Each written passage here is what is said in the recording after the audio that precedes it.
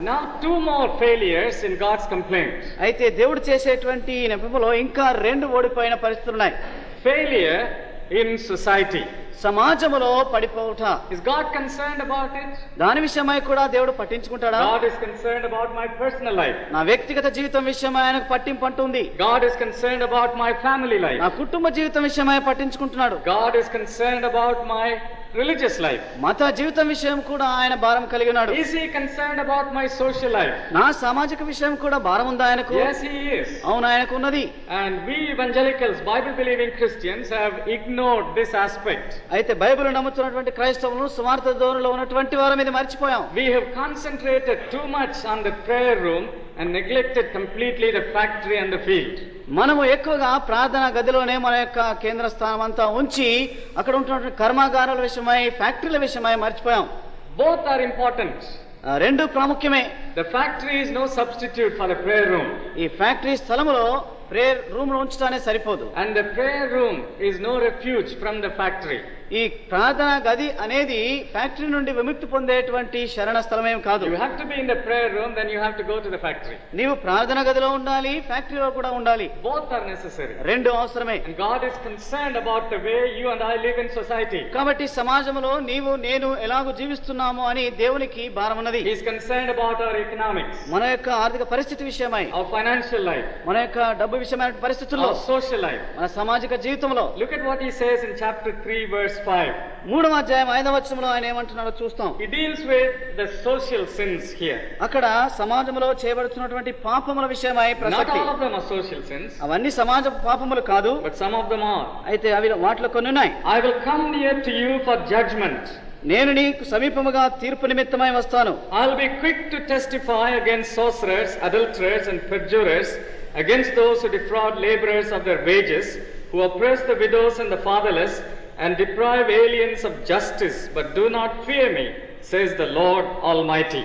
చిల్లంగి వాండ్ర మీదను వ్యభిచారుల మీదను అపమానికుల మీదను నాకు భయపడక వారి కూలి విషయంలో కూలి వారిని విధవరాండ్రను తండ్రి లేని వారిని బాధపెట్టి పరదేశులకు అన్యాయం చేయ వారి మీదను దృఢముగా సాక్ష్యము పలుకుదునని సైన్యములకు అధిపతి యెహోవా సెలవిచ్చుచున్నాడు. Just a word about that first thing he mentions before we go into the social sins. ఈ సమాజపు పాపంలోనికి వెళ్ళక ముందు మొదటి భాగంలో చేయబడినటువంటి దాని విషయం చూస్తాం. He talks about sorcery. ఈ చిల్లంగి వాండ్ర విషయమై మాట్లాడబడి ఉన్నది. Do you know that is an abomination to God? అది దేవునికి హేయమైనటువంటిదని నీవు ఎరుగుదువా? Anything that a person has to do with witchcraft and sorcery is an abomination to God. ఈ శోధ విషయంలో గాని భవిష్యత్తును తెలుసుకునేటువంటి విషయంలో గాని దేవుని పేరు చేసేటువంటిది ప్రతిదీ దేవుని దృష్టిలో హేయముగా ఉన్నది. And that is one sin that affects children and children's children.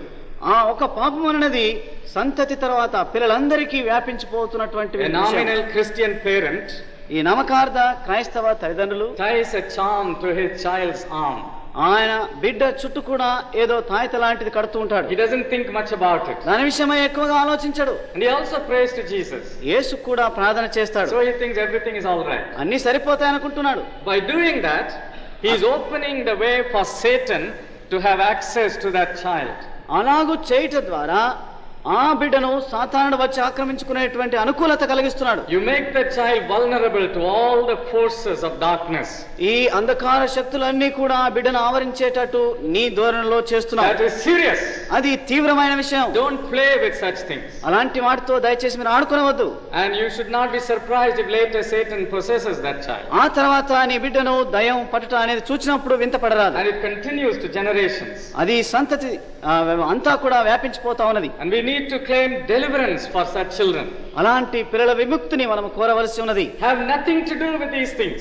ఇలాంటి వాటితో మనం ఎలాంటి సంబంధం కలిగి Are you ఉండకూడదు. a believer? నువ్వు విశ్వాసమేనా? What do you have got to do with charms? ఇలాంటి తాయతలతో నీకు ఏమి సంబంధం? Why do you have it in your home? నీ ఇండ్లలో వాటిని ఎందుకు Why do పెట్టుకుంటున్నావు? you keep it in your bookshelf? నీ యొక్క పుస్తకపు ఆ షెల్ఫ్ లో ఎందుకు Why పెట్టుకుంటున్నావు? do you tie it on your children? నీ పిల్లలపైన ఎందుకు కడుతూ ఉంటున్నావు? Why do you put that black mark on your child's cheek and spoil its beauty and its future? నీ పిల్లకు ఉన్నటువంటి మంచి ముఖము పైన నల్లటి మచ్చను పెట్టి ఎందుకు ఈ దిష్టి లాంటి విషయాలు This చేస్తున్నావు? is an abomination to God. ఇది దేవుని దృష్టిలో హేయమైనటువంటి I'm not కార్యం. saying this. నేను చెప్పడం లేదు, The word of God is saying. దేవుని వాక్యము సెలవిస్తున్నది. Someone says that there is some metal piece in my house. కొంతమంది అంటారు మాలో ఒక లోహం ఏదో పడుందండి మా ఇంట్లో అంటాం. And someone has done witchcraft against me. మాకు వ్యతిరేకంగా వారు మంత్రాలు చేశారండి అంటాం. So I have to get that metal piece out. కాబట్టి నేను దాన్ని బయటకు తీసేసేయాలి. I'll do it by so-called Christian means or by any other means. క్రైస్తవ పద్ధతిలోనో లేక మరొక పద్ధతిలోనో దాన్ని నేను చేసేస్తాను. God has not called us to hunt for metal pieces in our homes. మన గృహాలలోనికి ఇలాంటి ఇనుప ముక్కలను తెచ్చుకోవాలని దేవుడు ఎన్నడూ కోరలేదు. Even if it may be there, అది ఒకవేళ అక్కడ ఉన్నప్పటికీ you don't have to hunt for it. దాని కొరకై నువ్వు వేటాడవలసిన పని లేదు. Trust Jesus. యేసును నీవు నమ్ముము. Leave it in his hands. ఆయన చేతిలో వదిలివేయు. Confess your sins. నీ పాపములు ఒప్పుకొనుము. Turn from your backsliding. నీ వెనకని స్థితి నుండి నీవు బయటికి రమ్ము. From your double life. నీ యొక్క ద్వంద్వ జీవితము నుండి Give him complete access. సంపూర్ణముగా అనుకూలతను ఇమ్ము. Forget that metal piece. ఇనుప ముక్క విషయమై మర్చిపోము. You don't have to employ someone to fast and pray and hunt and take that metal piece. ఎవరో వచ్చి ఉపవాస ప్రార్థనలో సమయాన్ని గడిపి ఆ ఇనుప ముక్కను బయటకు తీసేయడానికి ప్రత్యేకమైనటువంటి విధానం అంటూ అవలంబించవలసినటువంటి అవసరం లేదు. Such procedures are not ordained by God's word. అలాంటి ఆచారములు ఏవి కూడా దేవుని వాక్యము చేత అభిషేకింపబడినవి కావు. You can call a group of God's people to pray in your home, not to hunt for the metal piece. నీవు గుంపును పిలిచి నీ ఇంట్లో ప్రార్థన చేయమని కోరవచ్చు, కానీ ప్రత్యేకంగా ఇనుప ముక్కలు తీసేయడానికి కాదు. Have nothing to do with the semblance of evil. కాబట్టి చెడుగుతో పోలినటువంటి దాంతో ఎలాంటి సంబంధం కలిగి ఉండకూడదు. They talk about black magic and they talk about white magic. ఈ మంత్ర తంత్రములు తెల్లటివి నల్లటివి అని వీటి విషయమై మాట్లాడుకుంటారు. What is white magic? తెల్లటి మంత్రం ఏమిటి? It's more deceptive. ఇది ఎంత మోసకరమైంది. Using Christian names and Christian means, క్రైస్తవ నామములను క్రైస్తవ విధానములను వాడుతూ, but in practice it's magic. అయితే కార్యరూపేణ చూచినప్పుడు ఇది మాంత్రికమే. Keep away from that. ఆ మంత్రముల నుండి మీరు దూరంగా ఉండండి. The name of Jesus, యేసు నామమున, and your utter dependence on him, ఆయన పైన కేవలం ఆధారపడట ద్వారా, and your total obedience to him, సంపూర్ణముగా విధేయత చూపుట ద్వారా, that is enough. అది సరిపోతుంది. No methods are necessary. ఏ విధానం అక్కర్లేదు. So God speaks about sorcery. కాబట్టి ఇలాంటి శోధ విషయమై దేవుడు మాట్లాడుతున్నాడు. Then let's go on to what other things he says. మిగతా విషయాలను మనం చూసుకుందాం. ఆయన చెప్పే వ్యభిచారులు, perjurers, అప్రమాణికులు. And then look at the other things. Those who defraud laborers of their wages, and those who oppress the widows and the fatherless, and deprive aliens of justice. కూలి విషయంలో కూలి వారిని, విధవరాలను, తండ్రి లేని వారిని బాధపెట్టి పరదేశులకు అన్యాయము చేయు వారిని దృఢముగా సాక్ష్యము పలుకుదమని సైన్యములకు అధిపతిగా యెహోవా సెలవిచ్చుచున్నాడు. Let us turn again to Deuteronomy 24. ద్వితీయోపదేశకాండము 24వ అధ్యాయము verse 14. 14వ వచనం. Verse 14. Do not take advantage of a hired man who is poor and needy, whether he is a brother Israelite or an alien living in one of your towns. Then verse 15. Pay him his wages each day before sunset. నీ సహోదరులనేమి, దేశమందలి గ్రామంలో పరదేశులనేమి ఏనాటి కూలి ఆనాటికి ఇయ్యవలెను, సూర్యుడు అస్తమించక మునుపు వానికి ఇయ్యవలెను. Did you see that? అది మీరు చూచారు కదా. Just because you are too lazy to get up and pay that man, don't keep his wages overnight. నీవు లేచి ఇవ్వడానికి సోమరితనం అంటూ ఉంటున్నది గనక వాని జీతము మరుసటి రోజు మటుకు ఉంచుకొని రాదు. Because that may mean his food, his living. ఎందుకంటే నీవు ఇచ్చినటువంటి కూలి వానికి భోజనం, జీవనోపాధిగా ఉంటుంది. What is due to him, give it. ఏదైతే వానికి వచ్చి ఉంటున్నావో అది ఇచ్చివేయము. Do not try to cheat him out of it. దాని నుండి వారిని మోసం చేయడానికి ప్రయత్నించవద్దు. You know what a man deserves for his work. తన పనికి ఏ మనుషుడు ఏ యోగ్యతను కలిగి ఉన్నాడో నీకు తెలుసు. And don't try to underpay him. వానికి తక్కువగా చెల్లించడానికి ప్రయత్నించవద్దు. If you know this is the normal rate which should be paid to a servant, వానికి సేవకునికి ఇవ్వాల్సింది ఇంత అని నీకు తెలిసినప్పుడు pay it. దాన్ని చెల్లించు. Don't try to take advantage of him or her. ఆయన విషయం గాని ఆమె విషయం గాని ఏదో నీకు అనుకూలతను తీసుకొని, God is saying that. దేవుడే అంటున్నాడు. And how important that is. అది ఎంత ప్రాముఖ్యం. Sometimes we don't look upon this as our spiritual duty. కొన్నిసార్లు ఇది మన ఆధ్యాత్మికమైనటువంటి విధి అని తెలుసుకోం. If you are employing people in your factory, నీ కర్మాగారములో ప్రజలను కూలికి or in your field, నీ పొలములో, or in your home, నీ ఇంట్లో, how do you treat them? వారిని ఎలాగ పరిగణిస్తున్నావు? How do you pay them? వారికి ఎలా చెల్లిస్తున్నావు? And what is your attitude to them? వారి ఎడల నీ వైఖరి ఎలాగుంది? There is a God in heaven watching over this. ఇదన్నీ చూస్తున్నటువంటి పరలోకములో దేవుడు ఉన్నాడు. Social injustice is an abomination to God. సామాజికముగా చేయబడుతున్నటువంటి అన్యాయము దేవుని దృష్టిలో హేయమైనది. Exploitation is an abomination to వారిని God. దుర్వినియోగము చేయటం అన్నది దేవుని దృష్టిలో హేయమైన క్రియ. Oppression is something that God hates. వారిని ఒత్తిడి చేసే విధానము దేవుడు దేవుడు అసహించుకుంటున్నాడు. There are marginated people in society, those who are on the margin. ఈ సమాజంలో ఆ సరిహద్దుల్లో ఉంటున్నటువంటి హద్దుబాట్లు కలిగిన ప్రజలు ఉన్నారు. The poor, పేదవారు, the widows, విధవరాండ్రు, the orphans, ఈ అనాథలు, the refugees, శరణార్థులు, the immigrants. విదేశం నుండి వచ్చేవారు. Be careful how you treat them. వీరందరినీ మీరు ఎలా చూస్తున్నారో జాగ్రత్త. It's a sad thing today. ఈనాడు విచారకరమైన విషయం. There are some evangelicals, సువార్త సేవా ధోరణిలో ఉండేవారు in some countries, కొన్ని దేశాలలో, who do not think much about oppressing immigrants or refugees. విదేశం నుండి వచ్చే వారిని, శరణార్థుల విషయమై, విధవరాండ్రుల విషయమై ఎక్కువగా పట్టింపు లేనటువంటి వారు ఉన్నారు. The Bible is against it. అయితే బైబిల్ దీనికి వ్యతిరేకంగా ఉన్నది. God is against it. దేవుడే వ్యతిరేకంగా ఉన్నాడు. No person can say this is my country, what does anyone else have got to do here? ఏ వ్యక్తి కూడా ఇది నా దేశము, ఎవరికి ఎలాంటి జోక్యం లేదు అనడానికి వీల్లేదు. It's God's word. ఇది దేవుని వాక్యం. And he has allowed you to live in it. దీనిలో నీవు జీవించాలని దేవుడు సెలవిచ్చాడు. And everyone else whom he brings in, you are responsible for them. ఈ దేశంలో తీసుకుని వచ్చే ప్రతి వ్యక్తి ఎడల నీకు బాధ్యత ఉన్నది. So our attitude to all of these weaker sections is important. కాబట్టి బలహీన వర్గంలో ఉన్నటువంటి ప్రతి రంగంలో ఉన్నటువంటి వ్యక్తుల ఎడల మనకు బాధ్యత ఇచ్చాడు. Now let's apply it to India. మన దేశానికి దీన్ని వర్తించుకుందాం. What about your attitude to Harijans? ఈ హరిజనుల విషయమై నీ వైఖరి ఎలాగుంది? What about your attitude to the outcasts? బహిరంగంగా వారు బహిష్కరించబడినటువంటి వారి ఎడల ఎలాగున్నది? Attitude to Adivasis. ఆదివాసుల ఎడల నీ వైఖరి ఎలాగుంది? You know, it's one thing to go and preach the gospel to Adivasis, but it's another thing to have an Adivasi in the house eating food. అయితే అక్కడికి వెళ్లి సువార్త ప్రకటించడం ఒక విషయం, కానీ మన ఇంట్లో వచ్చే ఆదివాసులు భోజనం చేసే సెలవు ఇవ్వడం మరొకటి. Some of us can be so hypocritical in this. మనము ఇలాంటి విషయాల్లో కొంతమంది వేషధారుల వలె ఉండవచ్చు. Let him sit outside and I'll serve him food. ఆయన బయటనే కూర్చుని భోజనం పెడతాను. But I'll go to his village and preach about Christ. అయితే ఆయన గ్రామానికి వెళ్లి సువార్త ప్రకటిస్తాను. God have mercy on us. మన పైన దేవుడు కనికరం చూపు. Our attitude to weaker sections of society is watched by God. మన బలహీన వర్గాల పక్ష మనకున్నటువంటి వైఖరిని దేవుడు గమనిస్తున్నాడు. Now all these social sins are directly related to the fear of God. కాబట్టి ఈ సామాజికపు పాపములన్నీ కూడా దేవుని భయముతో సంబంధాన్ని కలిగి ఉన్నాయి. Look at verse 5.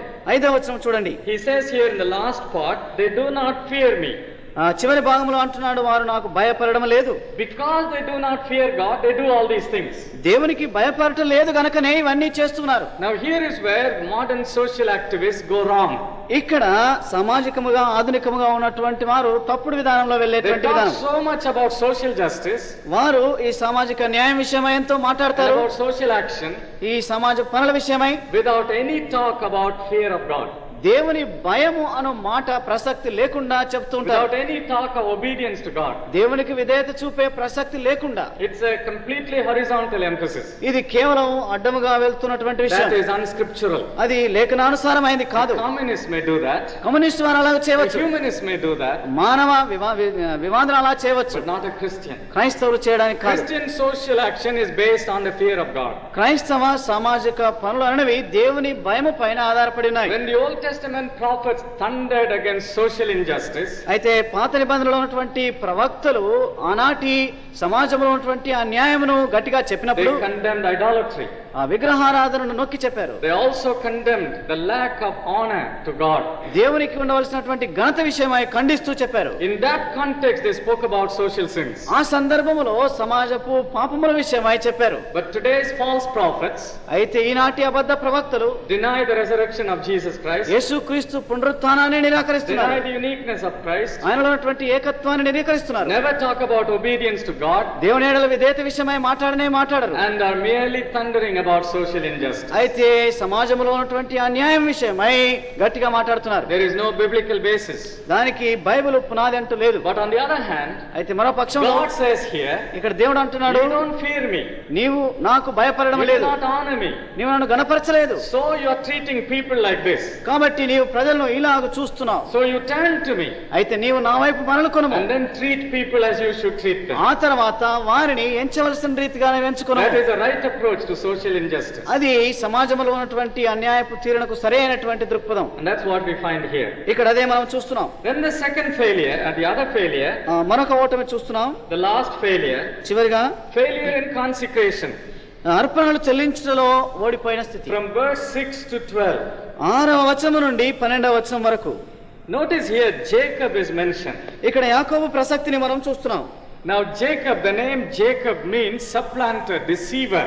యాకోబు అనే ఒక మాటకు మోసగాడు అనేటువంటి అర్థం చూస్తున్నాం. God says, I the Lord do not change, so you, O descendants of Jacob, are not destroyed.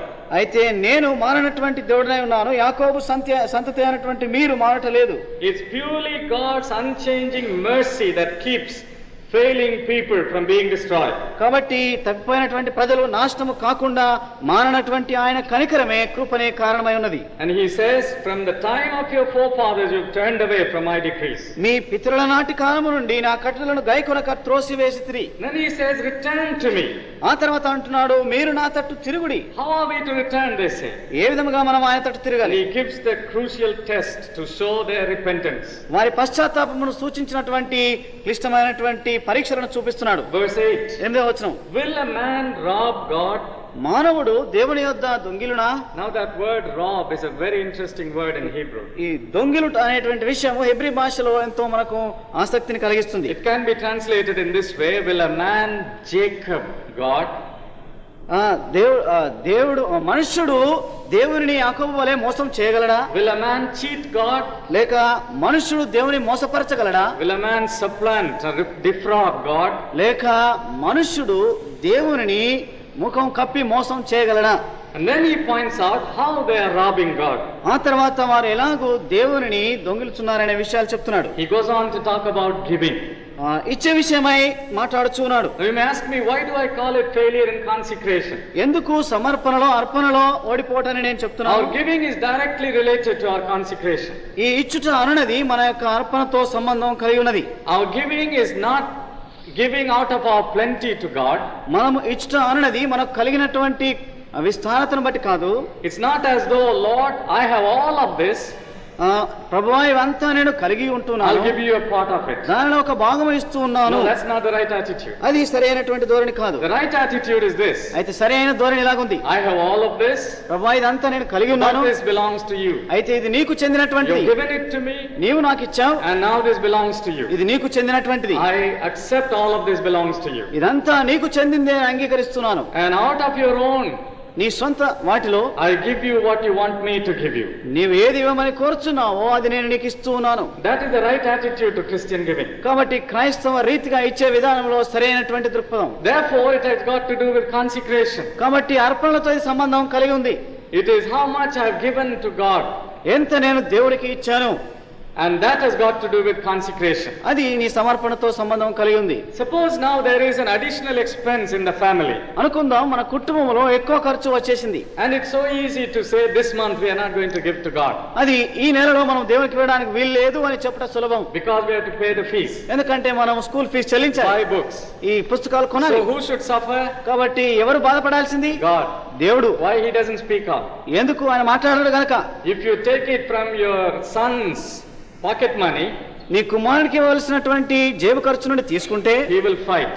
ఆయన పోరాడతాడు. If you take it from your daughter's cosmetics allowance, మీ అమ్మాయికి ఇచ్చేటువంటి పౌడర్ డబ్బుల నుండి తీసుకుంటే she will pout.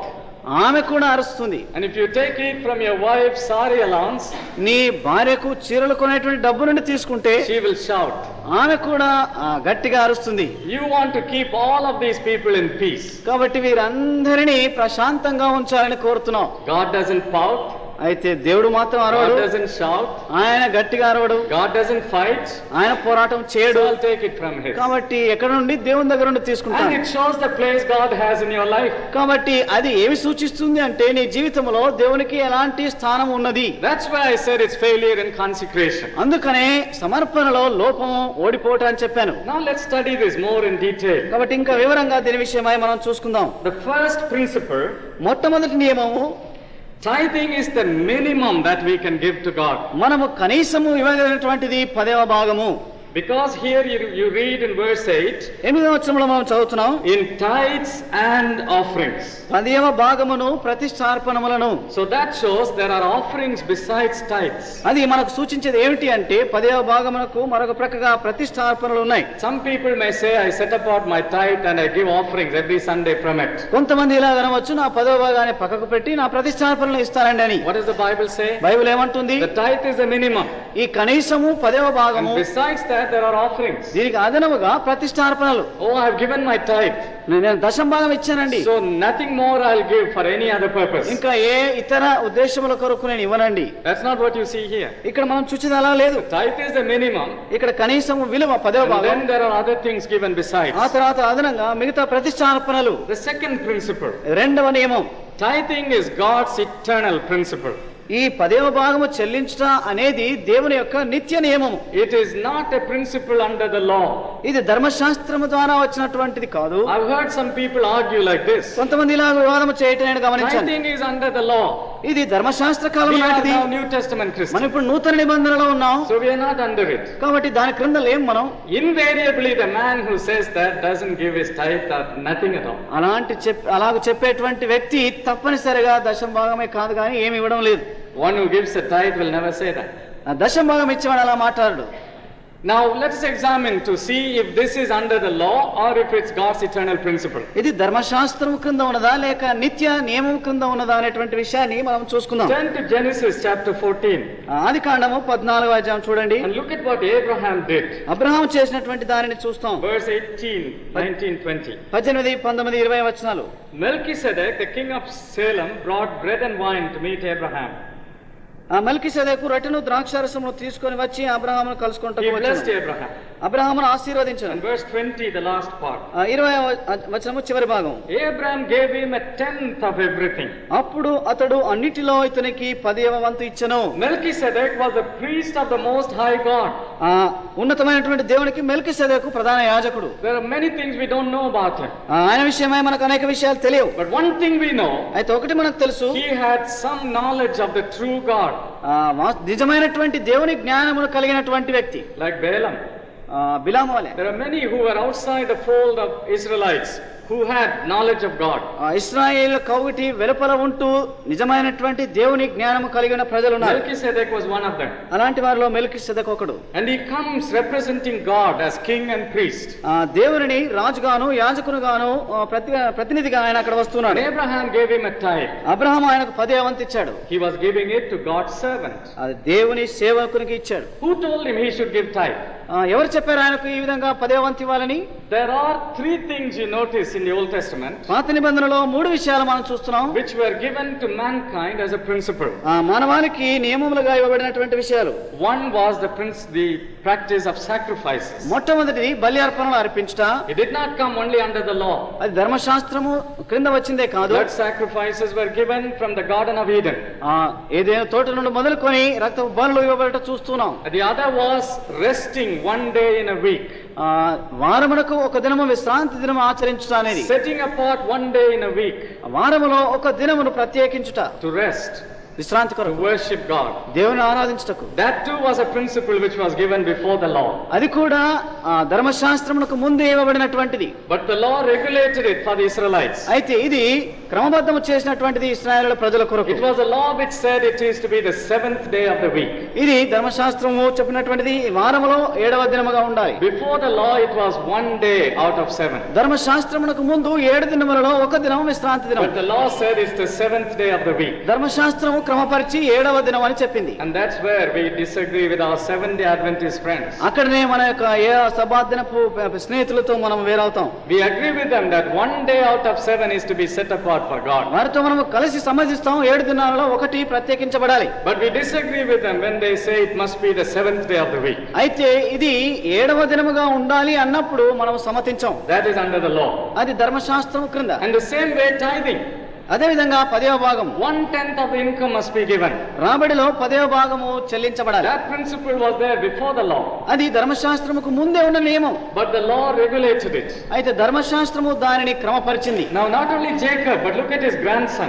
అయితే యాకోబు మాత్రమే కాదు ఆయన మనమడిని చూడండి. This grandson did not have much knowledge of God. ఈ మనమడికి దేవుని జ్ఞానం అంత ఎక్కువగా లేదు. First time he comes face to face with God. దేవునితో ముఖాముఖిగా మొదటిసారి వస్తున్నాడు. And Genesis 28. ఆదికాండం 28వ అధ్యాయం 22. వచనం. He says, this stone that I have set up as a pillar will be God's house. and of all that you give me, I will give you a tenth. మరియు స్తంభముగా నేను నిలిపిన ఈ రాయి దేవుని మందిరమగును, మరియు నీవు నాకిచ్చు యావత్తులో 10వ వంతు నిశ్చయముగా నీకు చెల్లించదనని మొక్కుకొనెను. Now that principle was there, so Abraham knew it, his son knew it, his grandson knew it. ఆ నియమము అలాగ ఉంటున్నది. అబ్రహాము ఆయన కుమారుడు కూడా దాన్ని తెలుసుకున్నాడు. So it was not under the law, it was there before the law. అది ధర్మశాస్త్రము క్రింద మాత్రమే కాదు, దానికి ముందే ఉన్నటువంటి నియమం. And then the law regulated it. ధర్మశాస్త్రము దానిని క్రమపరిచింది. Look at Leviticus 27. లేవియా కాండము 27వ అధ్యాయం verse 30. 30వ వచనం. A tithe of everything from the land, whether grain from the soil or fruit from the trees, belongs to the Lord. It is holy to the Lord. భూధాన్యములలోనేమి వృక్ష ఫలములలోనేమి భూఫలములన్నిటిలో 10వ భాగము యెహోవా సొమ్ము, అది యెహోవాకు ప్రతిష్ఠితమగును. Now some people say Jesus never preached about it or taught about it. అయితే ఇప్పుడు కొంతమంది ఏమంటారంటే ఈ ప్రసక్తిని యేసు ప్రభువు చెప్పలేదు, బోధించలేదు అని. Some of these practices which were there, Jesus only corrected the wrongness in them, he never cancelled them. అయితే యేసు ప్రభువు చేసినటువంటి విషయాలలో అప్పుడు ఉన్నటువంటి విషయాలలో ఏదైనా సరిచేయవలసి వస్తే సరిచేశాడు, కానీ వాటిని పూర్తిగా రద్దు చేయలేదు. Look at Matthew 23. మత్తయి సువార్త 23 చూడండి. And verse 23. 23వ వచనం చూడండి. Woe to you, teachers of the law and Pharisees, you hypocrites! You give a tenth of your spices, but you have neglected the more important matters of the law, justice, mercy, and faithfulness. You should have practiced the latter without neglecting the former.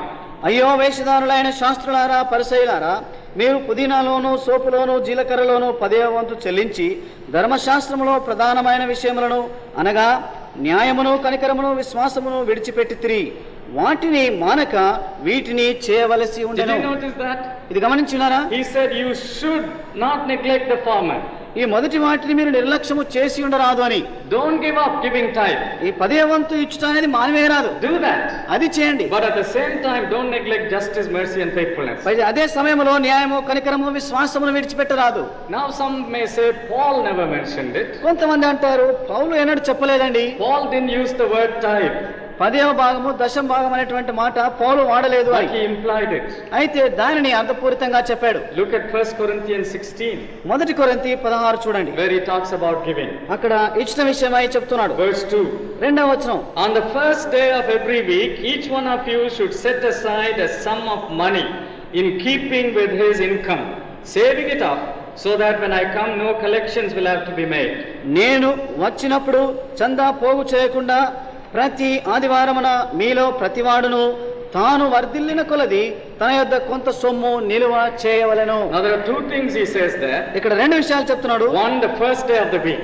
ఆదివారమున అని, మొదటి దినమున అని. And that was the day of worship and rest for the early church. కాబట్టి ఆది సంఘమునకు విశ్రాంతి దినము, ఆరాధన దినము ఆదివారము. It was not instituted by Constantine as our Seventh-day Adventist friends say. మన 7వ సబాదినపు స్నేహితులు చెప్తున్నటువంటి రీతిగా కాన్స్టంటైన్ గారు స్థాపించింది కాదు. It was there in the early church. అది ఆది సంఘములో ఉన్నటువంటిది. Because Jesus rose again on the first day of the week, యేసు ప్రభువు ఆదివారం మొదటి దినమున లేచినాడు కనుక they sanctified that day.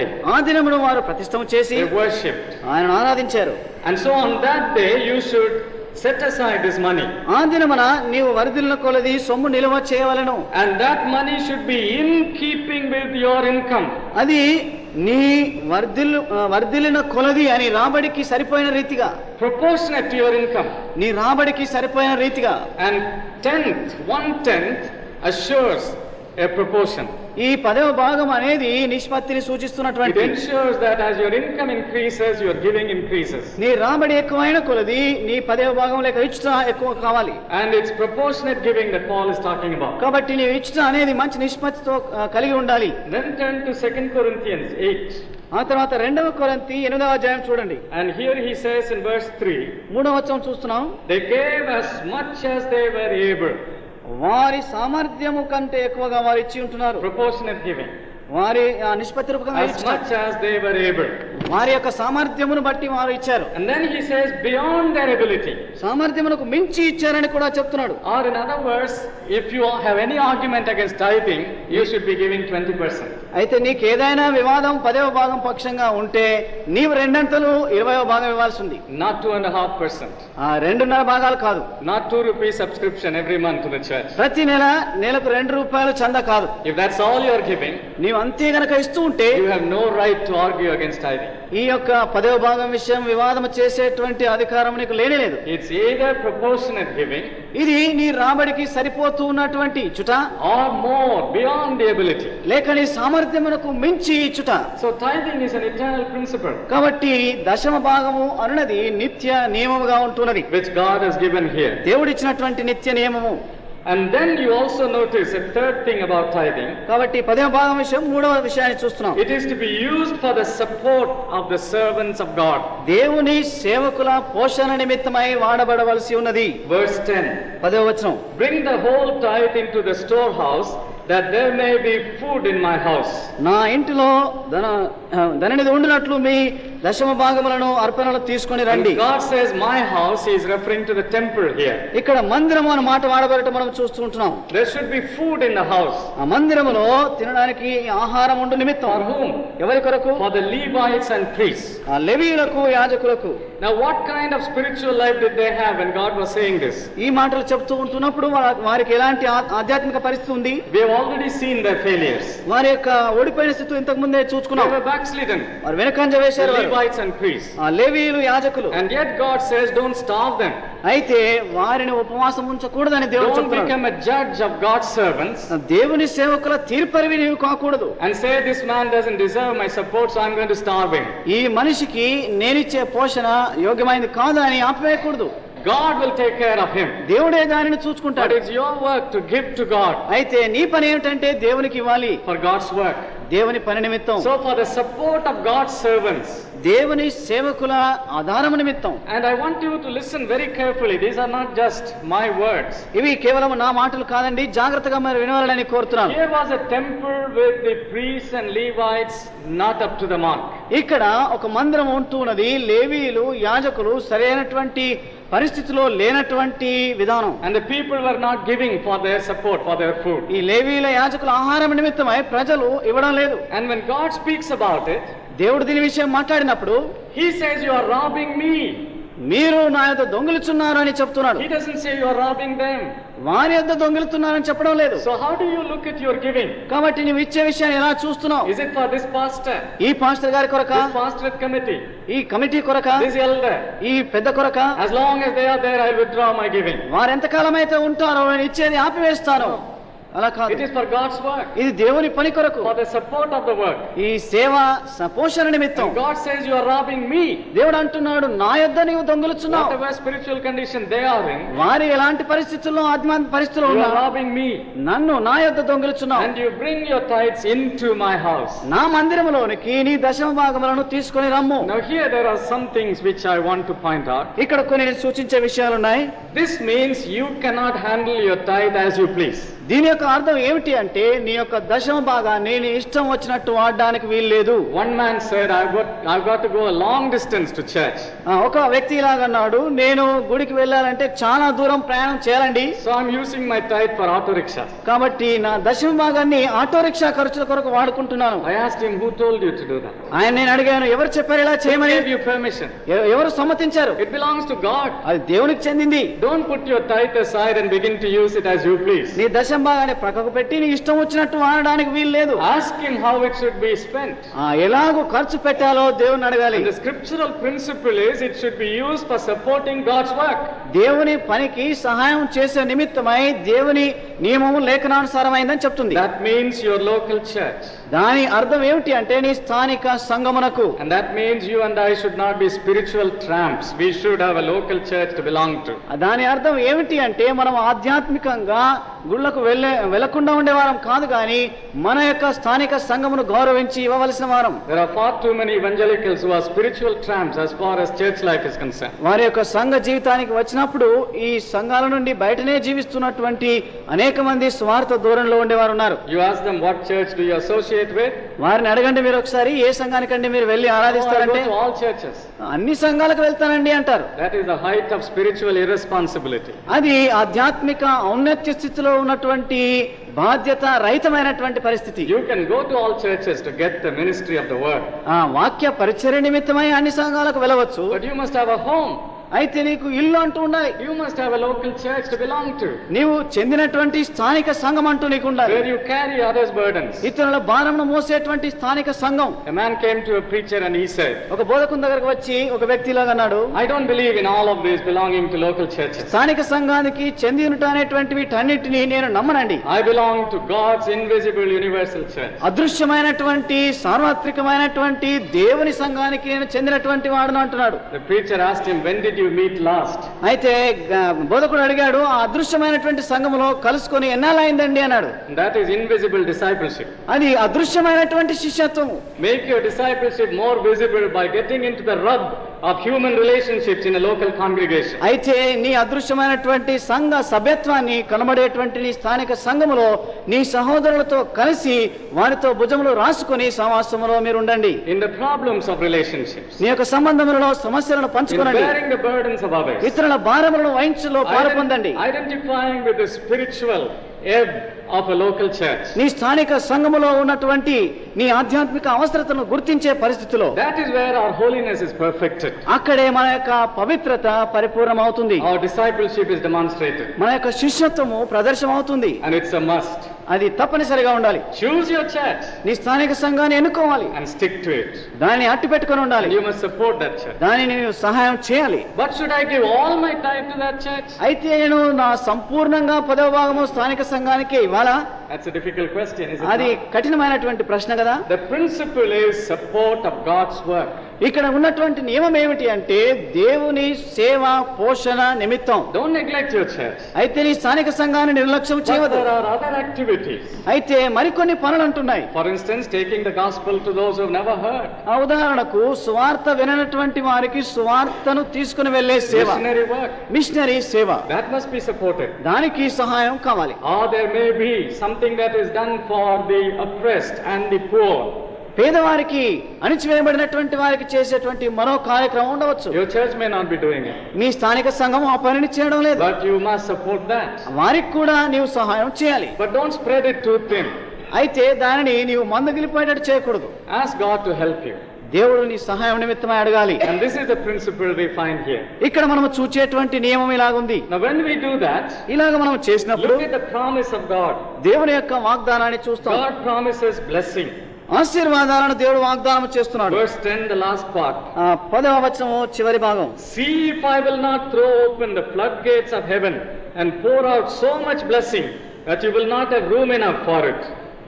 దీని చేసి మీరు నన్ను శోధించినడలా నేను ఆకాశపు వాక్యములను విప్పి పట్టజాలనంత విస్తారముగా దీవెనలు కుమ్మరించదనని సైన్యములకు అధిపతియగు యెహోవా సెలవిస్తున్నాడు. If you honor God with your income, నీ రాబడితో నీ దేవుని కనపరిచిన ఎడల, if you give your tithe, నీ 10వ భాగమును ఇచ్చిన ఎడల, if you don't rob God, దేవుని యొక్క దొంగిలని ఎడల, there will be such a blessing on the remaining 9/10 that is left. It will meet all your needs. నీకు విడవబడినటువంటి ఆ మిగతా భాగములో ఎంతటి ఆశీర్వాదం ఉంటుందంటే విస్తారమైనటువంటి దీవెనలు వస్తాయి. I know a couple. He is a Methodist pastor. నాకు ఒక దంపతులు తెలుసు, వారు మెథడిస్ట్ పాస్టర్ గా పనిచేస్తున్నారు. I have been with them from early days in their financial struggles. వారి యొక్క ఆర్థిక సమస్యలలో ప్రారంభ దశ నుండి వారిని చూస్తూ వచ్చాను. When they got a small salary, వారికి చిన్న రాబడి ఉన్నప్పుడు they would set apart the tithe.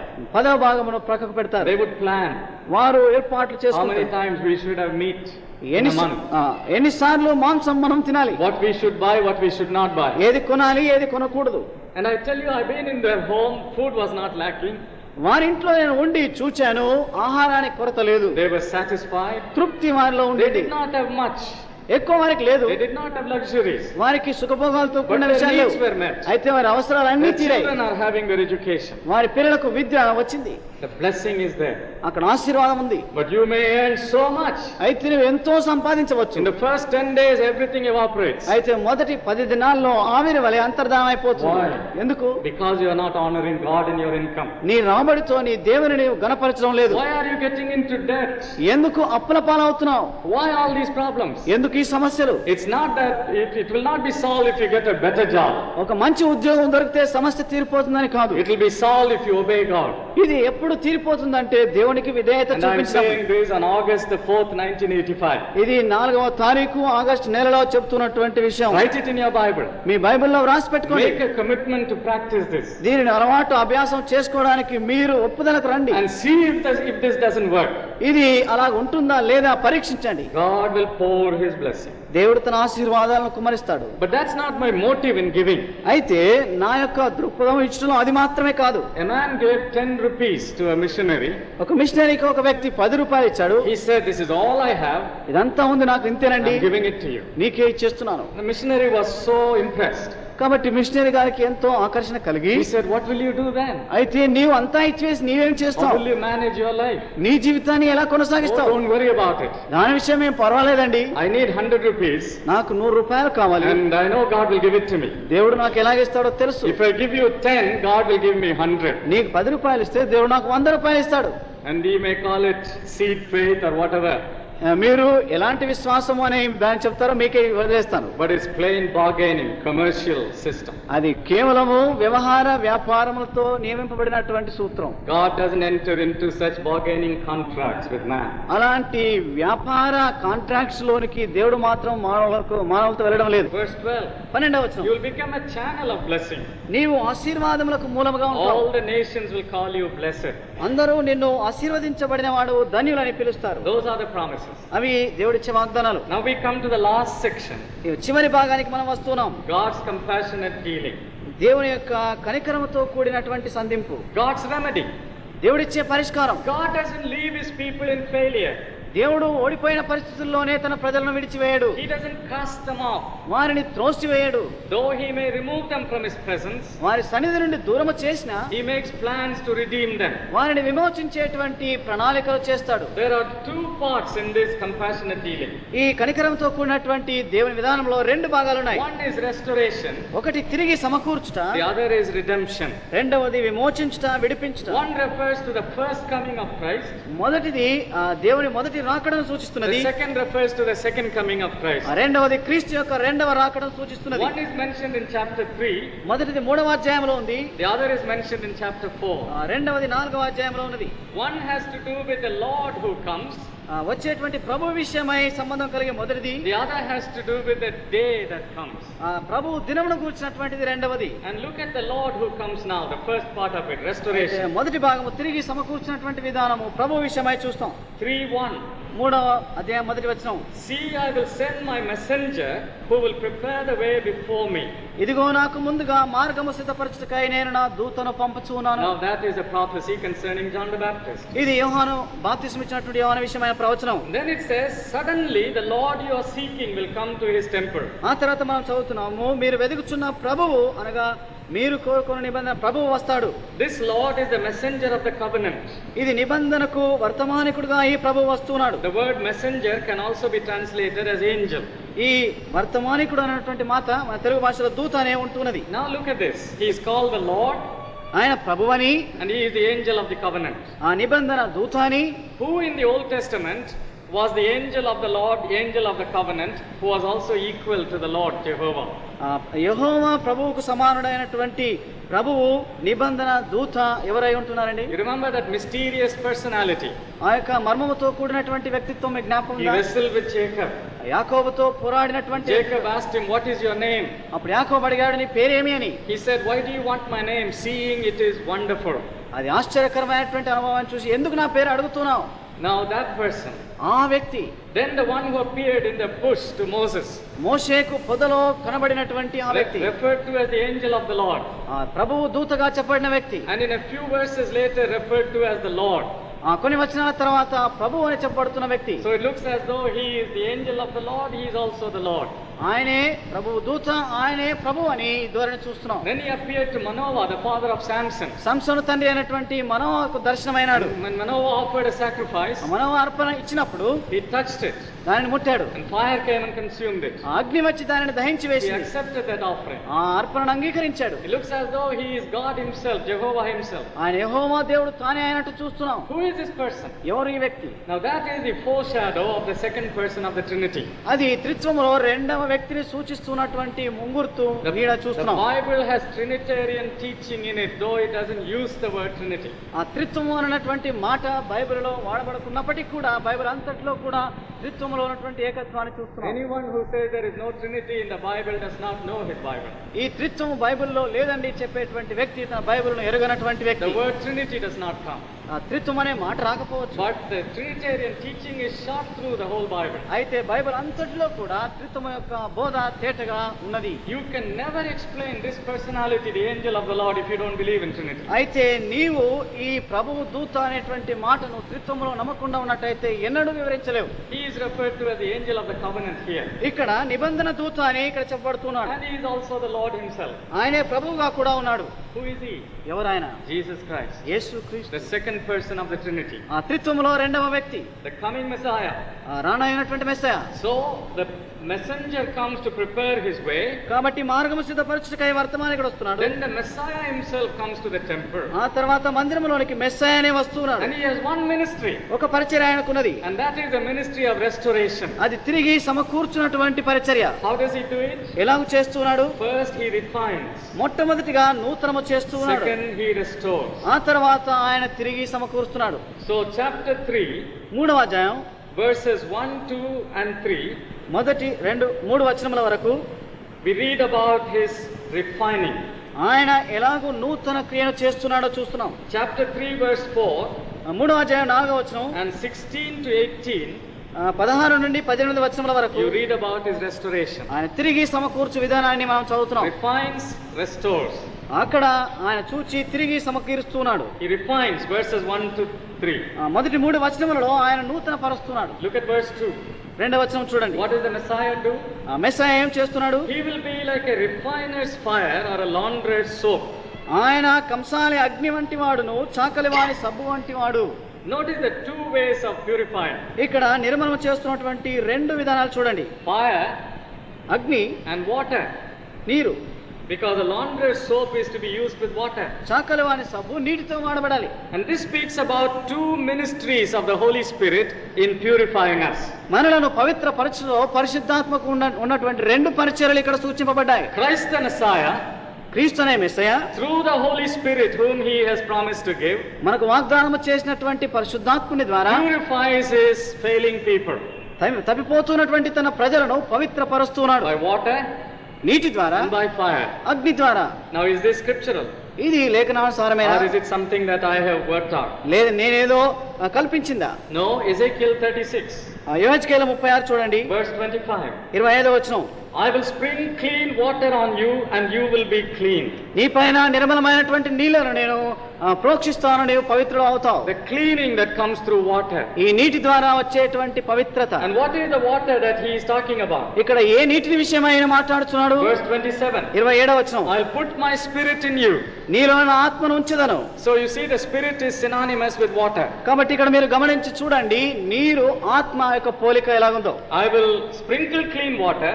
నేను నిర్మలమైనటువంటి నీటిని I will ప్రోక్షిస్తాను. put my spirit within you. నీలో నా ఆత్మ నేను ఉంచుదను. So the spirit is a symbol of water. కాబట్టి నీరు అనేది ఆత్మకు సూచనగా And it ఉంటున్నది. speaks about the cleansing work of the spirit. ఇది ఆత్మ చేయనటువంటి శుద్ధి కార్యమును సూచిస్తున్నటువంటి విషయం. Titus 3 and 5. తీతు 3:5.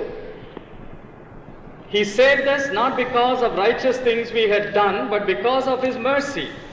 He saved us, now look at this, he saved us through the washing of rebirth and renewal by the Holy Spirit. ఈ పునరుజ్జన్మ సంబంధమైనటువంటి స్నానము ద్వారాను ఆత్మ క్రియ వలన మనకు క్రియలను బట్టి కాకుండా తన కనికరము చొప్పుననే మనలను రక్షించెను. Now that is the same experience, the washing of rebirth and renewal by the Holy ఈ Spirit. పునరుజ్జన్మ సంబంధమైనటువంటి స్నానము, పరిశుద్ధాత్మ ద్వారా నూతన స్వభావము, ఈ రెండును కూడా ఒకే కార్యమును సూచిస్తున్నాయి. When does the Holy Spirit wash us with water? ఎప్పుడు పరిశుద్ధాత్మ దేవుడు నీటితో మనలను పవిత్రము చేస్తున్నాడు? When we are born again. మనం తిరిగి జన్మించినప్పుడు. And so that is the washing that is referred to. ఇక్కడ చెప్పబడినటువంటి పునరుజ్జన్మ సంబంధమైన స్నానము, Being born of the Spirit. ఆత్మ ద్వారా జన్మించుట. When I accept Christ as my personal Savior, ఎప్పుడైతే క్రీస్తును నా స్వంత రక్షకునిగా అంగీకరిస్తానో, the Holy Spirit washes me. పరిశుద్ధాత్మ దేవుడు నన్ను He పవిత్రపరుస్తాడు. renews me. ఆయన నూతన స్వభావం He ఇస్తాడు. comes to live in me. నాలో నివసించటకై వస్తాడు. So what is the answer to God's people who are failing? కాబట్టి తప్పిపోతున్నటువంటి తన ప్రజలకు ఉన్నటువంటి పరిష్కారం ఏమిటి? You cannot keep the letter of the law. ఇప్పుడు నీ యొక్క ధర్మశాస్త్రపు అక్షరాంతపు నెరవేర్పు You've ఉంచలేవు. broken the old covenant. నీవు పాత నిబంధనను నీవు నిరర్థకం Now the చేశావు. Messiah is coming ఇప్పుడు మెస్సయ్య వచ్చాడు with a new covenant. నూతన And in నిబంధనతో. this new covenant, నూతన నిబంధనలో He will cleanse you by His Spirit. ఆయన ఆత్మ ద్వారా నిన్ను పవిత్రునిగా చేయును. Then what about fire? అయితే అగ్ని విషయం ఏమిటి? Now this too is in Scripture. ఇది కూడా లేఖనములో ఉన్నది. Matthew 3 verse 11. మత్తయి సువార్త 3వ అధ్యాయం 11వ వచనం. I baptize you with water, but after me will come one who is more powerful than I. He will baptize you with the Holy Spirit and with fire. నేను నీళ్లలో మీకు బాప్తిస్మం ఇస్తున్నాను, అయితే నా వెనక వచ్చుచున్నవాడు నాకంటే శక్తిమంతుడు, ఆయన పరిశుద్ధాత్మలోను అగ్నితోను మీకు బాప్తిస్మం ఇచ్చును. Refining with fire is referred to in Scripture. ఇక్కడ లేఖనములలో అగ్నితో శుద్ధి చేయుట అన్నది చెప్పబడి ఉన్నది. Turn to Isaiah 48 యెషయా గ్రంథం 48వ అధ్యాయం verse 10. 10వ వచనం. See, I have refined you, though not as silver. I have tested you in the furnace of affliction. నేను నిన్ను పుటము వేస్తిని, వెండిని వేసినట్లు కాదు, ఇబ్బంది కొలిమెలో నిన్ను పరీక్షించి తిని. So refining by fire refers to suffering, refers to judgment on sin. అగ్నితో పరీక్ష చేయుట, పవిత్రతము చేయుట అనున్నది శ్రమలను సూచిస్తూ ఉన్నటువంటి ఇబ్బంది కొలిమిని When you సూచిస్తున్నది. put the metal in the fire, నీవు లోహమును అగ్నిలో it వేసినప్పుడు melts. అది There కరుగుచున్నది. is an act of judgment. అక్కడ తీర్పు క్రియ ఉంటున్నది. The uncleanness is separated. ఈ అపవిత్రత అన్నది వేరు చేయబడుతుంది. And they say the refiner will sit and keep watching. అక్కడ శుద్ధి చేయనటువంటి వ్యక్తి గమనిస్తూ ఉంటాడు. Only when his face is reflected in the metal, then it is clean. ఎప్పుడైతే తన ముఖం యొక్క బింబము ఆ లోహములో కనిపిస్తుందో And this is what అప్పుడే Jesus సంపూర్ణమైనటువంటి నూతన స్వభావం This కలుగుతుంది. is what Jesus does. యేసు ఇదే చేస్తున్నాడు. He watches ఆయన గమనిస్తున్నాడు. as the Holy Spirit works in you like fire. అగ్ని వలె నీ యందు పరిశుద్ధాత్ముడు కార్యము జరిగిస్తూ The ఉన్నప్పుడు, work of sanctification, ఆ యొక్క పవిత్రపరచినటువంటి క్రియ the జరుగుతూ work of ఉన్నప్పుడు, judgment, తీర్పుతో కూడిన క్రియ, separating self, ఆ యొక్క స్వయమును వేరు చేస్తున్నటువంటి separating క్రియ, the sinful nature, పాప స్వభావాన్ని వేరు చేస్తున్నటువంటి separating క్రియ, the uncleanness, అపవిత్రతను వేరు చేస్తున్న క్రియ, until he can see his own image. తన స్వంత ప్రతిబింబాన్ని నీలో చూచు నిమిత్తం. That is what is referred to here. అది ఇక్కడ చెప్పబడినటువంటి విషయం. Turn to Romans 8 ఆ రోమీయులకు రాసిన పత్రిక 8వ and see అధ్యాయం. how Paul emphasizes this. పౌలు దీన్ని ఏ విధంగా నొక్కి చెప్తున్నాడో చూడండి. Verse 13. 13వ వచనం. Here he says, Romans 8 and 13, రోమ 8:13వ వచనం. if by the Spirit you put to death the misdeeds of the body, you will live. నీవు నీ శరీర సంబంధమైనటువంటి క్రియలను ఆత్మ చేత చంపిన యెడల నీవు జీవిస్తావు. So you see, the Holy Spirit puts to death the misdeeds of the body. కాబట్టి ఇక్కడ ఆత్మదేవుడు శరీర క్రియలను చావునకు అప్పగిస్తూ ఉన్నాడు. Now that's a painful experience. అది ఎంతో బాధతో కూడిన అనుభవం. The Holy Spirit is the one who crucifies the self in me. పరిశుద్ధాత్మ దేవుడు నీలో నాలో ఉన్నటువంటి స్వయమును సిలువ వేస్తూ చంపివేస్తున్న దేవుడు. I'm sure you heard of this teaching of being crucified with Christ. ఆ క్రీస్తుతో కూడా సిలువ వేయబడట అనేటువంటి బోధన మీరు విని ఉంటారు. The self must be crucified. నీ స్వయం అన్నది సిలువ వేయబడాలి. How can I do it? ఎలాగ నేను చేయగలను? I can't take myself and hang myself on the cross. నన్ను నేను అక్కడికి తీసుకుని వెళ్ళి సిలువలో వేలాడి తీసుకోవడం కాదు. I yield to the Holy Spirit. పరిశుద్ధాత్మకి నేను లొంగిపోతున్నాను. I allow him to baptize me or fill me, whatever you say. Control me totally. నీవు ఏ భాషలో చెప్పుకున్నప్పటికీ కూడా పరిశుద్ధాత్మ దేవునిని నన్ను అదుపులో ఉంచుకోవాలని, నింపవలనని, నన్ను పవిత్రపరచవలని అడుగుతాను. Then he crucifies myself. అప్పుడు ఆ ఆత్మదేవుడే నా స్వయమును సిలువ వేసి చంపుతాడు. He puts to death the deeds of the sinful nature. ఈ పాప స్వభావపు క్రియలను ఆయనే చంపివేస్తాడు. He separates the impurity. ఈ అపవిత్రతను ఆయనే వేరు చేస్తాడు. He sanctifies. దాన్ని పవిత్రపరుస్తాడు. He cleanses. ఆయన పరిశుభ్రం Now చేస్తాడు. that is what is referred to here. ఇక్కడ చెప్పబడినటువంటి విషయం అది. So both are necessary. రెండో అవసరమే. Cleansed by water, నీటి ద్వారా పవిత్రము చేయబడట, purified by fire. ఈ అగ్ని ద్వారా శుద్ధి చేయబడట. Both are necessary for a believer. కాబట్టి విశ్వాసికి రెండు అవసరమే. To be born again, తిరిగి జన్మించుట, and then to be filled by the Spirit and sanctified by the Spirit. ఆ తర్వాత ఆత్మతో నింపబడట, ఆత్మతో పవిత్రపరచబడట అనునవి. This is God's answer to the failure of His people. తన ప్రజల యొక్క ఓడిపోయిన పరిస్థితికి దేవుని యొక్క జవాబు లేక పరిష్కారం. Look at verse 3, Malachi 3. మలాకి 3వ వచనం. He will sit. Now that shows he is paying attention. He is so concerned about the sanctification of the believer. ఈ పవిత్రత విషయమై ఆయన ఎంతగా పట్టింపు కలిగి ఉంటున్నాడంటే ఆయన చేయువాడై కూర్చొని ఉండును. He sits there అక్కడ కూర్చొని ఉంటాడు. as a refiner and purifier. వెండిని శోధించి నిర్మలము చేయువాడై And he gives కూర్చుండు. attention to this. అక్కడ గమనించి చూస్తూ ఉంటాడు. He refines us. ఆయన మనల్ని శుద్ధి చేస్తాడు. And now the restoration. తిరిగి సమకూర్చునే విషయం. First, మొదటిదిగా verse 4. 4వ వచనం. The restoration of worship. ఆరాధనను తిరిగి సమకూర్చుట. The first thing that suffers in backsliding is worship. వెనుకంజ వేసిన పరిస్థితుల్లో మొట్టమొదట భంగం కలిగేటువంటి విషయం ఆరాధన. The first thing that is restored in restoration is worship. తిరిగి సమకూర్పులో జరిగేటువంటి క్రియ ఆరాధన అనేది తిరిగి అప్పగింపబడట. When the Spirit cleanses and purifies, పరిశుద్ధాత్ముడు మనల్ని శుద్ధి చేసి పవిత్రము చేసినప్పుడు I worship Him. ఆయన నేను ఆరాధిస్తాను. Worship does not come out of an impure, carnal, divided heart. ఈ ఆరాధన అనున్నది విభాగింపబడినటువంటి అపవిత్రమైనటువంటి శరీర క్రియలతో నింపబడినటువంటి హృదయంలో నుండి రానే రాదు. There may be a lot of noise, అక్కడ శబ్దం రావచ్చు, but no real worship. అయితే నిజమైనటువంటి ఆరాధన శబ్దం లేదు. There may be fireworks, but no fire. అక్కడ అగ్ని క్రియలు ఉండవచ్చు కానీ అగ్ని ఉండదు. But if there is to be real worship, అయితే నిజమైనటువంటి ఆరాధన ఉండాలి అంటే worship in the Spirit, ఆత్మలో ఆరాధించాలంటే, spiritual worship, ఆధ్యాత్మికమైనటువంటి ఆరాధన, first you must be cleansed and sanctified. మొట్టమొదట నీవు పవిత్రపరచబడి శుద్ధి చేయబడాలి. And out of that yielded heart, ఆ విధముగా లొంగినటువంటి హృదయంతో then worship is restored. అప్పుడు ఆరాధన తిరిగి సమకూర్చబడుతుంది. Secondly, రెండవదిగా fellowship is restored. Relationship is restored. నీ సంబంధ బాంధవ్యములు తిరిగి సమకూర్చబడతాయి. 3:16. 3:16. Those who feared the Lord talked with each other, and the Lord listened and He heard. అప్పుడు యెహోవా యందు భయభక్తులు గల వారు ఒకరితో ఒకరు మాట్లాడుకొనుచుండగా యెహోవా చెవియొగ్గి ఆలకించెను. Previously he said, I don't want to hear your words, they are disgusting to me. ఇంతకు ముందు ఆయన ఏమన్నాడంటే, మీ మాటలు నేను వినలేని పరిస్థితిలో ఉన్నాను, విసుగు చెందాను అంటున్నాడు. And now he is listening, he is hearing. అయితే ఇప్పుడు ఆయన ఆలకిస్తూ ఉన్నాడని చదువుతున్నాం. And then verse 17. 17వ వచనం. They will be mine. వారు నా వారై ఉంటారు. Those who feared the Lord and honored His name. ఆయన నామమును గణపరిచినటువంటి జనులు They will be mine. నా స్వకీయ సంపాద్యముగా ఉంటారు. Fellowship is restored. కాబట్టి నీ సహవాసం తిరిగి ఇవ్వబడుతుంది. Thirdly, మూడవదిగా values are restored. నీ విలువలు నీకు తిరిగి ఇవ్వబడుతున్నాయి. Verse 18. 18వ వచనం. You will again see the distinction between the righteous and the wicked, between those who serve God and those who do not. అప్పుడు నీతి గల వారెవరో దుర్మార్గులెవరో దేవుని సేవించు వారెవరో ఆయనను సేవించని వారెవరో మీరు తిరిగి కనుగొందురు.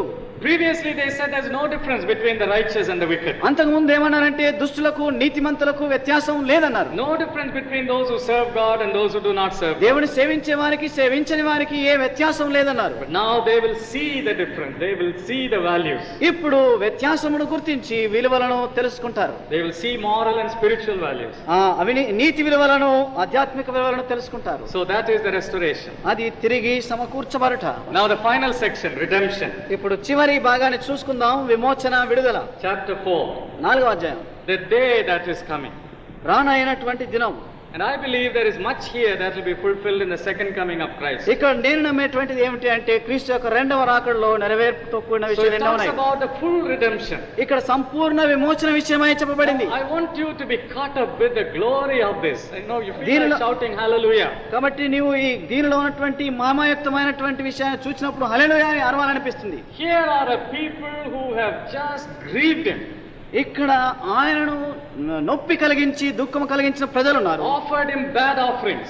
అపవిత్రమైనటువంటి అర్పణలు చెల్లించారు. Broke their promises. వారి వాగ్దానాలు నిరర్ధకం చేశారు. Messed up their family life. ఆ యొక్క కుటుంబ జీవితాలలో ఓడిపోయారు. Their social life was in a mess. వారి సామాజిక జీవితం చిక్కుల పాలైంది. Their giving was not what it should వారు be. ఇచ్చే విధానంలో ఆ పరిస్థితి సరిగా They లేదు. were murmuring against God. దేవుని ఎడల సనిగారు కొనిగారు. He takes them in His hand, అయితే తన చేతుల్లో తీసుకొని cleanses them, పవిత్రపరిచి sanctifies them, పరిశుభ్రం చేసి restores their worship, వారి తిరిగి ఆరాధన ఇచ్చి, restores their values, వారి యొక్క విలువలను ఇచ్చి, restores the fellowship with వారి himself. సమాసమును తనతో తిరిగి సమకూర్చి, But that's not the end.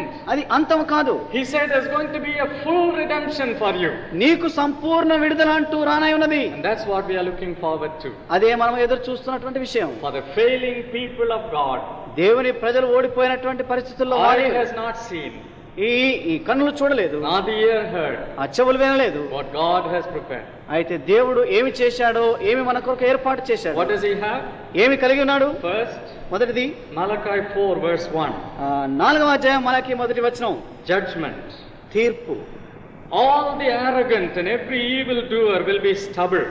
గర్విష్ఠులందరూ దుర్మార్గులందరూ అక్కడ తీర్పు చేయబడుదురు. And that day that is coming will set them on fire. Not a root or a branch will be left to them. వారిలో ఒకరికి వేరైనను చిగురాయను లేకుండా రాబో దినం అందరినీ కాల్చివేయును. What is this judgment? ఏమిటి తీర్పు? Evil will be utterly, completely rooted out. No root will be left. చెడుగు అనేది సంపూర్ణమైన రీతిగా వేరైనను చిగురాయను లేకుండా తీసివేయబడును. You know, sometimes in my travels I go to some of the darkest places. నేను నా ప్రయాణ సమయాలలో కొన్నిసార్లు కొన్ని అంధకారమైనటువంటి స్థలాలను గమనిస్తూ ఉంటాను. I'm not necessarily talking about dark tribal areas where evil spirits are worshipped. ఎక్కడైతే దురాత్మల ఆరాధన జరుగుతున్నదో అలాంటి ఆదివాసుల ఆరాధన జరుగుతున్నటువంటి స్థలం కాదు. I'm talking about a city like Amsterdam. Amsterdam లాంటి పట్టణం విషయమై నేను మాట్లాడుతున్నాను. The most sophisticated city.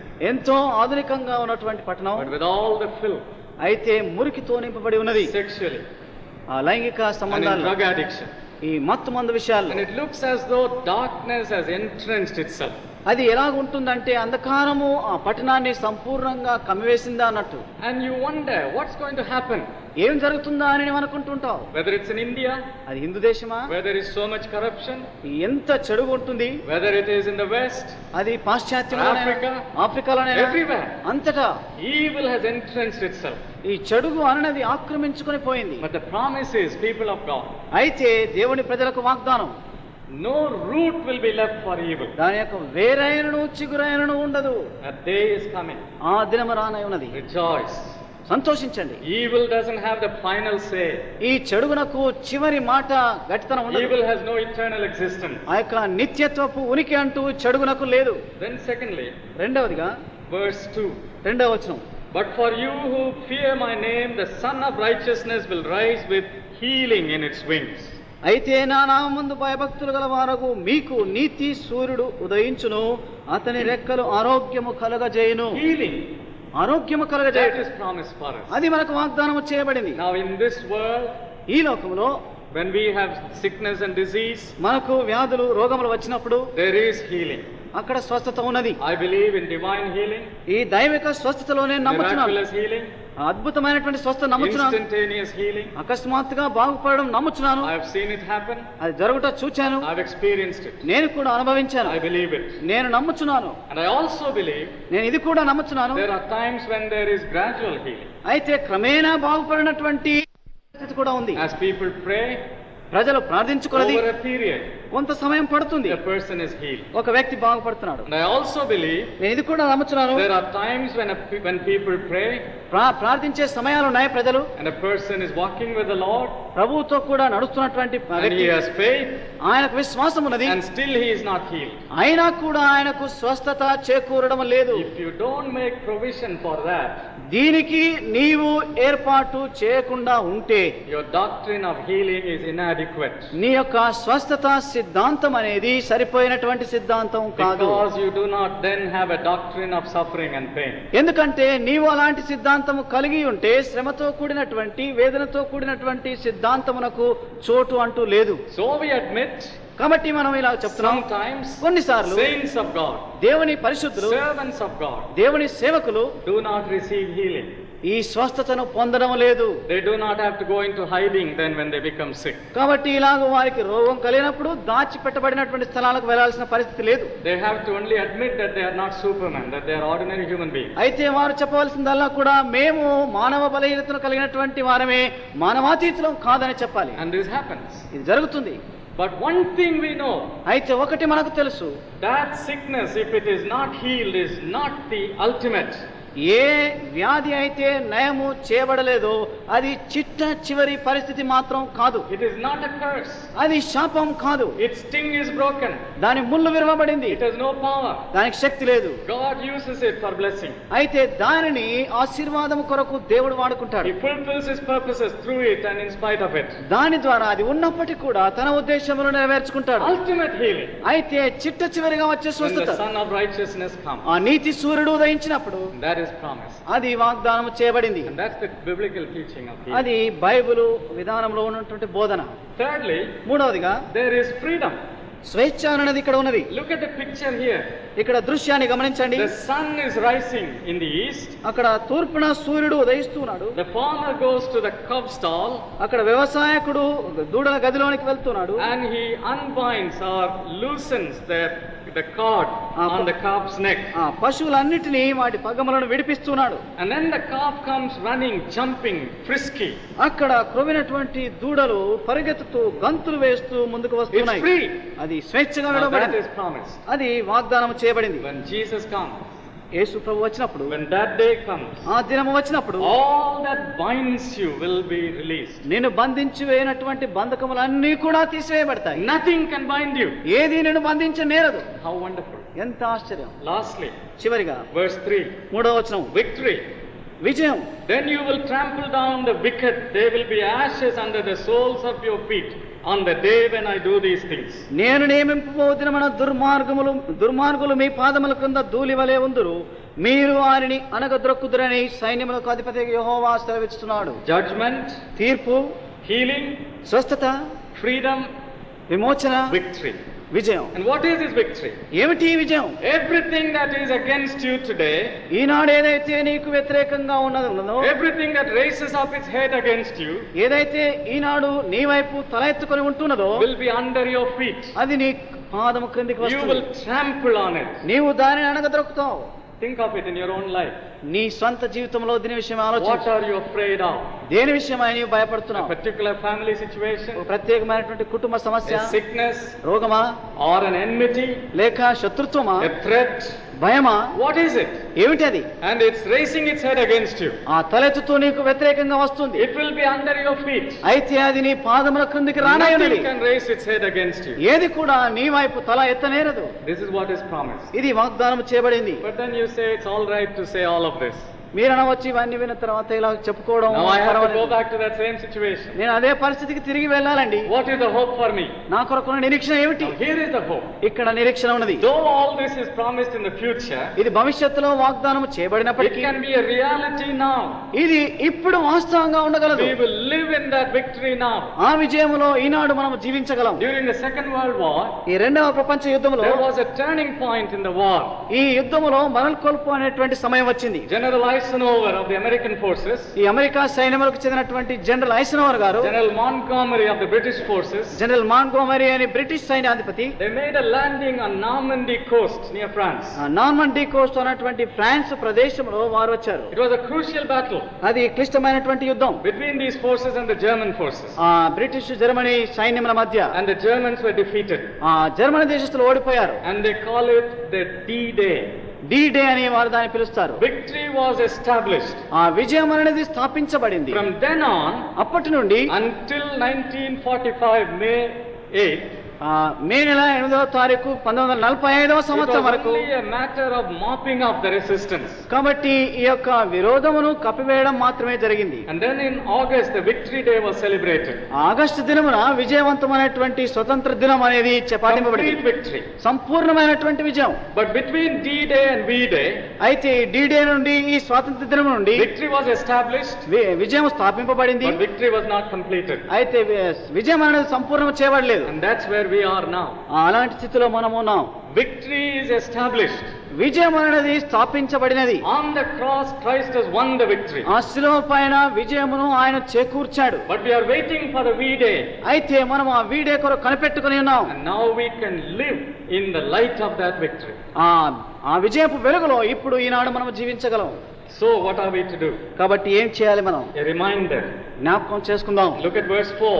4వ వచనం, Remember the law. ధర్మశాస్త్రమును విధులను జ్ఞాపకం And చేసుకుందాం. verse 5. 5వ వచనం, Behold the prophet. ప్రవక్తను ఒకసారి చూడుము. Yes, God is turning our attention to His word. తన వాక్యము వైపు మన ధ్యానమును దేవుడు త్రిప్పుతున్నాడు. The law represents ధర్మశాస్త్రము సూచించేది the books of Moses, Moshe పుస్తకములు, and the prophet represents, ప్రవక్తలు అన్నవి. of course, this is a prophecy concerning John the Baptist. ఇది స్నానికుడైనటువంటి యోహాను గురించినటువంటి ప్రవచనం. It was fulfilled in the life of John the Baptist. అది స్నానికుడైన యోహాను జీవితంలో నెరవేరింది. But then it can also be drawing our attention to the prophets. అయితే ప్రవక్తలను మన ధ్యానం త్రిప్పు నిమిత్తమై కూడా ఇది వాడబడుచున్నది. So God is saying to His people, తన ప్రజలతో దేవుడు అంటున్నాడు, there is my word. నా వాక్యం అక్కడ ఉన్నది. And then there is a prophecy about the future. భవిష్యత్తు విషయమైనటువంటి ప్రవచనం కూడా ఉన్నది. Remember this. ఇది జ్ఞాపకం ఉంచుకోనండి. Live in the light of this. దీని వెలుగులో నడుచుకోనండి. And may God help that we too will do the same. మనం కూడా అలాగ చేయనట్లు దేవుడు మనకు సహాయం దయచేయను గాక. Let us pray. ప్రార్థించుకుందాం.